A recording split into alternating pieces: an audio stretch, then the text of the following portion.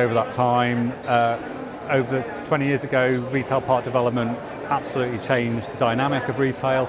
And now what we see is a polarisation within shopping centres to those that are more community and amenity based and those that are more destination and leisure based. In terms of management, I think the main shift has been around online sales and the growth of online sales and the impact of that. At the start of the century 2000, online sales were about 1% of retail sales. Today they're 27%. They peaked at 38% during the pandemic.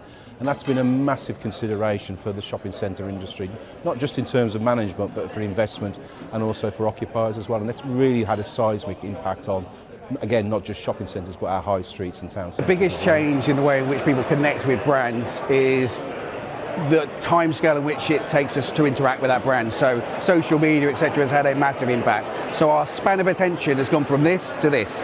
So we have to engage quickly and fast, and that's extended, I think, into retail as well. The last 25 years have just been totally transformational in terms of how consumer insights have worked and what you can find out. So when I first started out, it was literally a case that we used to have to code things using DOS, and that was how we used to do programming and coding. I'm now leading a team who are looking at using AI to do predictive analytics on huge volumes of data sets. So the shift that's really taken place has been in the data space. It's been in the level of insight we can derive and what we can understand about people. But what's really been striking is that the questions being asked haven't changed.